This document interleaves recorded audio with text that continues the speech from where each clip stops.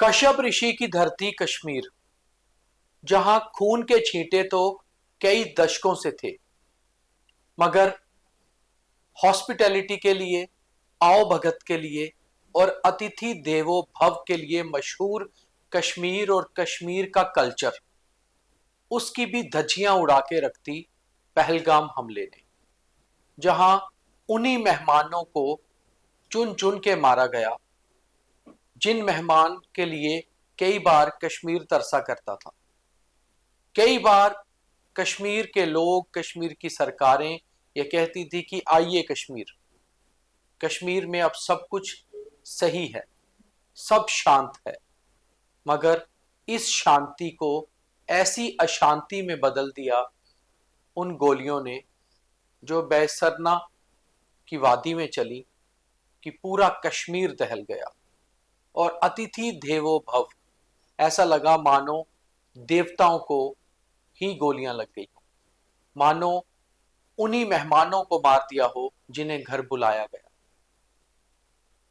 बात बहुत ही भावात्मक है, बहुत ही इमोशनल है, मगर करनी भी जरूरी है, क्योंकि समझना जरूरी है कि आखिर हुआ क्या, क्यों ये नजर कश्मीर को दोबारा लग गई। मेरे साथ मेरे सीनियर सहयोगी और कश्मीर के बहुत ही वेटरन जर्नलिस्ट अहमद अली फयाज साहब, जो कश्मीर को बहुत बेहतर समझते हैं, खुद भी कश्मीर से हैं। फयाज साहब, अतिथि देवो भव, हॉस्पिटैलिटी, होस्ट, ये सारा कुछ कश्मीर का कल्चर रहा है। ये जो सब कुछ हुआ, क्या कहीं ना कहीं दाग उस कल्चर पे भी लगा? ये बात सही है कि कश्मीर पूरी दुनिया में मेहमान नवाजी के लिए मशहूर है। जहाँ तक कश्मीर के लोगों का ताल्लुक है, चाहे वो हिंदू हो, मुस्लिम हो, जो किसी भी तबके से ताल्लुक रखते हों, मेहमान नवाजी उनकी मुश्तरका कद्र है। और इसके अलावा एक और वजह भी इसकी है, हालांकि वो बाकी जगहों पर भी मुसलमान रहते हैं और मुसलमानों के मजहब में यह है कि जो मेहमान होता है वो खुदा के बराबर होता है, उसको खुदा का दर्जा दिया जाता है। लेकिन कई मुस्लिम इलाकों में ऐसा नहीं है, उसको खुदा का दर्जा नहीं देते हैं। कश्मीर में जो मजहब राइज है मुसलमानों का, तो इसमें बिल्कुल इस बात पे सख्ती से जोर है कि जो मेहमान है वो खुदा के बराबर समझना है। कई लोग ये समझते हैं कि शायद कश्मीर के लोग जो सयाहों का इस्तकबाल करते हैं, उनको गले से लगाते हैं, इसकी वजह यह है कि वहाँ वो पैसा खर्च करते हैं और ये इससे इनकी इकॉनमी बढ़ जाती है। ये बात साफ करना ज़रूरी है कि कश्मीर की आबादी का एक हिस्सा ही सयाहत से वाबस्ता है, जो शायद 10% होगा या 15% होगा। लेकिन आपने देखा इस वाक़े को लेकर के जो रद्द अमल हुआ पूरी आबादी में, मैं नहीं कह सकता हूँ कि 99% पॉपुलेशन, 100% पॉपुलेशन, जिन्होंने गम गुस्से का इजहार किया, नफरत का इजहार किया, इन्होंने अपनी इमोशंस का इजहार किया, पूरे इलाके में, पूरे कश्मीर में एक सिरे से दूसरे सिरे तक कोई पॉलिटिक्स का रंग दिए बगैर इस चीज को अक्रॉस, मतलब हर एक पार्टी पॉलिटिक्स को छोड़ करके, मजहब को छोड़ करके उन्होंने इसको, और ये पहली बार है कि इस किस्म के वाक़े को दहशत गर्दी से जोड़ा गया, एक्सप्लिसिटली वर्ड इस्तेमाल किया गया टेररिज्म, इसके खिलाफ नारे लगे। इवन जो लोग अपनी सियासी तकरीरों में बात करते थे कि अलहदगी पसंदों के साथ बात करनी चाहिए, मिलिटेंट्स के साथ बात करनी चाहिए, पाकिस्तान के साथ बात करनी चाहिए, कल हमने उनको पहली बार देखा, और मैं पहली बार का मतलब है पहली बार 1989 से आज तक, कि ये लोग कल सड़क पे आए मशअल लेकर के दहशत गर्दी के खिलाफ नारे लगाते हुए। हमने कई जगहों पर देखा, पाकिस्तान में भी ये हुआ है कि वहाँ टेररिज्म के खिलाफ जुलूस निकल, लेकिन कश्मीर में नहीं निकला है कभी, क्योंकि इसका मतलब ये होता था कि अगर आप टेररिज्म के खिलाफ या टेररिस्ट के खिलाफ कोई मुजाहिरा करेंगे तो इसका मतलब है ये आप पाकिस्तान पे दोष दे रहे हैं या आप उन मिलिटेंट्स को दोष दे रहे हैं जिनके हाथ में बंदूक है और जो अपनी मर्जी के मुताबिक किसी को भी मार सकते हैं।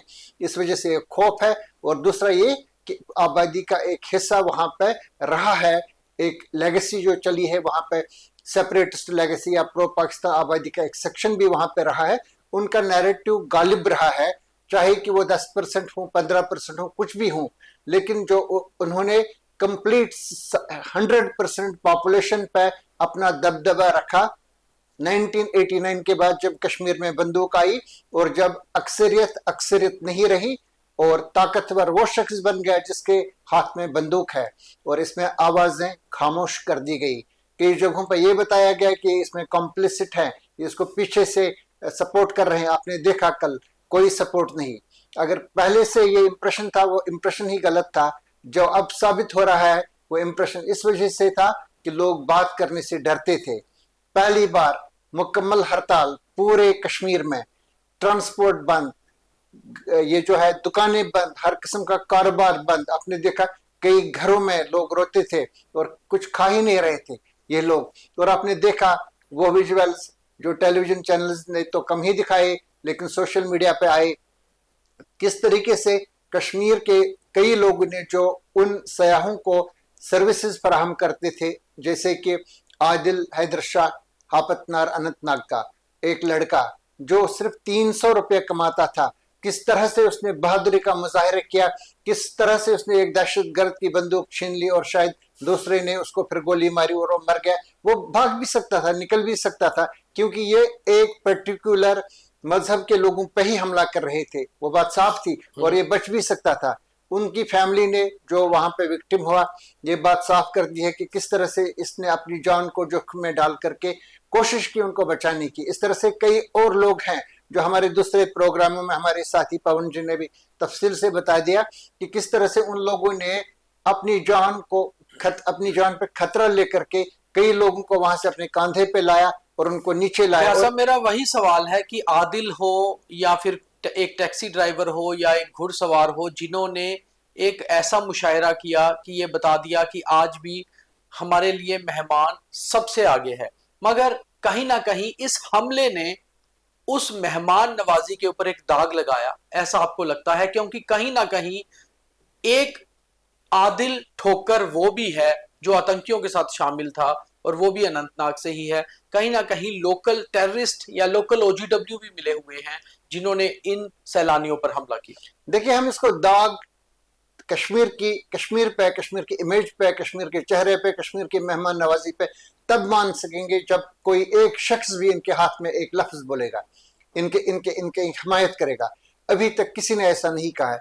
बाहर से कोई आएगा, अंदाजा है कि ये हिंदुस्तान के भी नहीं है, किसी दूसरे मुल्क से आए जिन लोगों ने ये वहां पे किया, और ये करने के लिए आपको मकामी लोग, अब तो साफ हो चुका है कि पाकिस्तानी टेररिस्ट थे, बिल्कुल साफ है।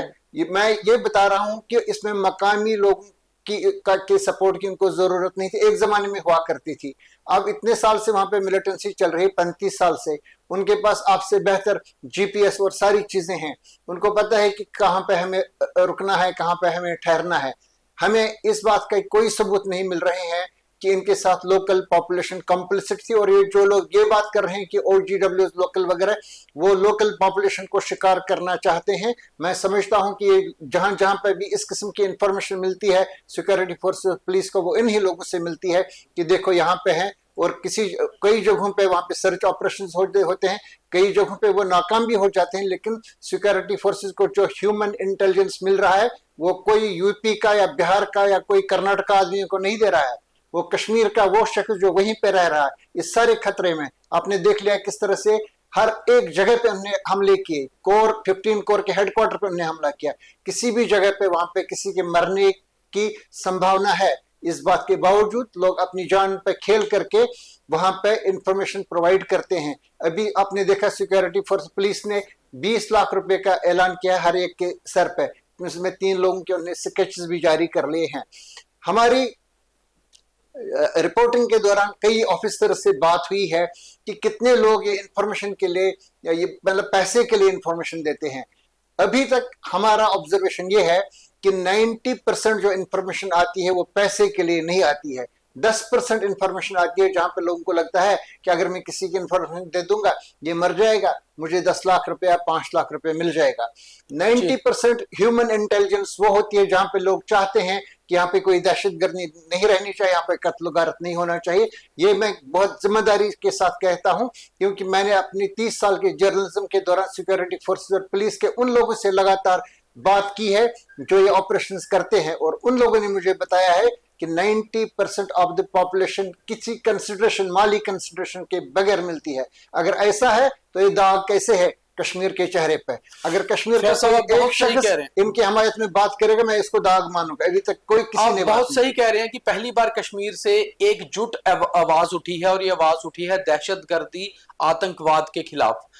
کیا یہ جو سازش رچی گئی، جس نے بھی یہ سازش رچی گئی، کیا یہ سازش آج جیسے پردھان منتری نریندر مودی نے کہا، پہلا بیان ان کا آیا کہ یہ حملہ نہتھے پریٹکوں پہ نہیں ہے بلکہ ہندوستان کی آتما پہ ہے، کیا آپ مانتے ہیں چاہے یہ حملہ بھارت کی آتما پہ تھا مگر شریر تو کشمیر تھا، تو کیا کشمیریت کو بھی بدنام کرنے کی سازش تھی اور اس کو بدنام کیا گیا؟ چونکہ یہ کشمیر میں ہوا ہے، اور اس طرح سے اگر کل والا جو ریکشن اس کے خلاف نہ ہوا ہوتا تو آج پورے ہندوستان کے لوگ یہ مان لیتے، یا ایک امیج ایسا چلا جاتا کہ یہ کشمیری اس کے ساتھ ہیں، یہ دہشت گردوں کا ساتھ دے رہے ہیں، اس لیے ہمارے بھائی جو ایک پرٹیکولر مذہب سے تعلق رکھتے ہیں وہ وہاں پہ مارے گئے. شاید کوشش یہی رہی ہوگی، لیکن وہ کوشش اسی طرح سے ناکام ہوئی جس طرح سے وہ کوششیں ہوئی جو جموں میں بھی کی گئی پچھلے 30 سال کے دوران. آپ کو اچھی طرح سے یاد ہے پرانی منڈی میں جو بلاسٹ ہوا، جس وقت یہاں پہ ایک پنجاب کے سنگر گانے کے لیے آئے تھے مولانا آزاد اسٹیڈیم میں وہاں پہ خود موجود تھا. چیف منسٹر فاروق عبداللہ وہاں پہ آنے والے تھے، ہم وہاں پہ پہلی صف میں بیٹھے تھے. مسٹر اجے سدوترا جو منسٹر تھے اس وقت، ہم وہاں پہ انتظار کر رہے تھے اس گائک کا. تو اسی میں ایک بلاسٹ ہوا، مجھے یاد نہیں ہے، میرے خیال سے 16 یا 18 لوگ وہاں پہ اس میں مارے گئے. وہ شو رات کے 11 بجے تک مارچ 1996، بالکل رات 1997 وہ شو رات کے 11 بجے 12 بجے تک چلا. میں نے اس کے بعد 11 بجے جا کر کے اپنے اخبار کے دفتر پہ جا کر کے اس پہ سٹوری بنائی. کسی شخص نے یہ نہیں کہا کہ یہ بند کر لیں، کسی شخص نے کسی کشمیری یا مسلمان پہ حملہ نہیں کیا، نئے الزام لگایا. اس قسم کے میری نالج میں کم سے کم 20 اٹمپٹس ہوئے ہیں جموں میں اس کمیونل ہارمونی کو خطرہ پہنچانے کی. یہ جو یہاں پہ اس کے علاوہ بھی کئی میسیکرز ہوئے ہیں جموں کے بہت سارے ریجنز میں اور دوسرے ڈسٹرکٹس میں، انکلوڈنگ جو یہاں پہ کچھ جو جموں شہر کے اندر کچھ واقعات ہوئے، including 2 in the last 5 years Sunjuwan کے قریب. تو ایسے کئی یہاں پہ کوششیں کی گئی، لیکن یہاں پہ جموں نے ایک ریزیلینس دکھائی. انہوں نے کسی کشمیری مسلمان پہ یا کسی ایسے شخص پہ جس سے حملہ یہ مطلب جو ماحول بگڑ سکتا تھا، ایسی کوئی انہوں نے کوشش نہیں کی. اسی طرح سے کشمیر میں بھی ایسا ہوا ہے. انہوں نے کبھی بھی یہ نہیں کہا کہ یہ جو مذہب کی بنیاد پہ ہمیں شکار کیا جا رہا ہے اس طرح سے. ہاں سیاسی خیالات ہو سکتے ہیں. جو مجھے ذاتی طور پہ لگ رہا ہے کہ پچھلے 35 سال کے دوران Kashmir has seen a sea change in the last 35 years. جن لوگوں کا نظریہ سیپریٹزم تھا ایک زمانے میں 1989 میں، ایلیشن ان کا تھا، شاید آج وہ نہیں ہے. ان کے آج بھی ایشوز ہو سکتے ہیں نوکری کے بارے میں، کئی چیزوں کے بارے میں، لیکن بہت کم لوگ ایسے ہیں جن کو یہ لگ رہا ہے کہ جموں کشمیر کی separation from India it is a reality. آج کی تاریخ میں کسی کو یہ نہیں لگ رہا ہے کہ اقوام متحدہ کل بیٹھے گا اور ہندوستان پہ دباؤ ڈالے گا کہ یہاں پہ رائے شماری کرا لو، کسی کو نہیں لگ رہا ہے. بٹ انفارچونیٹ پارٹ یہ ہے کہ ہمارے مین سٹریم پولیٹیشنز کے ایک طبقہ نے، میں سمجھتا ہوں کہ ابھی بھی ان کو سمجھنے کا موقع ہے، انہوں نے اس سیپریٹسٹ نیریٹو کو زندہ رکھا ہے. الیکشن لڑ کر کے، منسٹر بن کر کے، پارلیمنٹ کے ممبر بن کر کے، ان لوگوں نے اس سیپریٹسٹ ایک نیریٹو کو یہاں پہ زندہ رکھا ہے اپنے مفادات کے لیے. وہ خود پریویلیجز حاصل کر لیتے ہیں، سیکورٹی، سرکاری مکان، گاڑیاں اور پیسہ، تنخواہیں، ہر ایک چیز. ایسے میں کیا پریٹک، کیا سیلانی جو آج سوشل میڈیا پر ڈھیروں ویڈیوز وائرل ہو رہے ہیں جو دل دہلا رہے ہیں، جو دیکھے نہیں جا رہے، جو دیکھ کر شاید کئی راتوں کو نیند بھی ابھی نہیں آئے گی. مجھے لگتا ہے شاید آپ بھی اور میں بھی اتنے ویڈیوز دن کے دیکھ کے 2-3 دنوں سے اچھے سے نیند کر نہیں پائے ہوں. آپ کو لگتا ہے کہ وہ سیلانی واپس کشمیر لوٹیں گے آنے والے مہینوں میں، آنے والے دنوں میں؟ یہ ایک بہت ہی امپورٹنٹ سوال ہے جو آج ہر ہندوستان کے شخص کے دماغ میں ہے، اور ہر کشمیری ہم سے یہی پوچھتا ہے کہ کل کیا ہوگا، اس کا اثر کتنا پڑے گا. میں نے کل بھی یہ بات بتائی اور آج میں یہ بات دہرا رہا ہوں یہاں پہ کہ ابھی जो वाक़यात कश्मीर में पहले हुए थे, चाहे वो चिटी सिंहपुरा का वाक़या हो जो मार्च 2000 में हुआ जिसमें 36 सिख मारे गए, जी, चाहे वो 1998 में 26 जनवरी की रात का वो का वाक़या जिसमें 25 कश्मीरी पंडित मारे गए वांधामा में, चाहे वो मार्च 2003 का वो वाक़या हो जिसमें नादी मर्ग में 24 कश्मीरी पंडित मारे गए, चाहे वो 1997 का वो वाक़या हो संग्रामपुरा बडगाम में जहाँ पे 7 कश्मीरी पंडित मारे गए। इन सब वाक़ात के बाद लोग कश्मीर के जो है वो खामोश रहे, किसी एक शख्स ने इसके खिलाफ आवाज बुलंद नहीं की, जबकि दूसरी साइड से अगर सिक्योरिटी फोर्सेस या पुलिस की तरफ से कोई ज्यादती होती थी छोटी बड़ी तो इसके मतलब लोग इजहार करते थे, वो सड़कों पे आते थे, डेमोन्स्ट्रेशन हो जाती थी, उन पर फिर कभी कभी फायरिंग हो जाती थी और भी लोग मरते थे। लेकिन इन वाक़ात को लेकर के जिनके बारे में पब्लिक परसेप्शन ये था कि ये मिलिटेंट्स ने, ये टेररिस्ट ने किया है, खामोशी वहां पे रहती थी। इसके नतीजे में वहां पे जो सेपरेटिस्ट्स का और मिलिटेंट्स का जो political and intellectual support system है, जो अभी तक 2019 तक, बल्कि मैं समझता हूं 2021 तक वो कायम था, वो एकदम वो एक ऐसा नैरेटिव जनरेट करता था कि अगर कोई शख्स ऐसी बात करता तो इसके खिलाफ वो ट्रोलिंग करते थे, उसको डराते थे, धमकाते थे मुख्तलिफ तरीकों से, उसको ये बताते थे कि ये तहरीक दुश्मन है, ये हिंदुस्तान का एजेंट है, इसने पैसा लिया हुआ है। इस तरह से वो खामोश कर लेते थे और एक नया नैरेटिव जनरेट कर लेते थे। जैसे कि आपको याद होगा जब चिटी सिंहपुरा का वाक़या हुआ तो इसके साथ ही ये नैरेटिव जनरेट किया गया कि ये हिंदुस्तान ने खुद ही किया है फौजियों के जरिए, क्योंकि उन्हें बिल क्लिंटन जो प्रेसिडेंट थे यूनाइटेड स्टेट्स के उस वक्त दौरे पे आए थे, उनको ये दिखाना था और मुजाहिदीन को बदनाम करना था। ये बिल्कुल बेहुदा बातें जो फैलाते थे वो लोग जिनको सपोर्ट था पूरा एक स्टेट का और दूसरी स्टेट जो थी हमारी इंडिया की, ये उनके सामने बिल्कुल बेबस थी, चाहे उनको सियासी मसले थे या कुछ थी।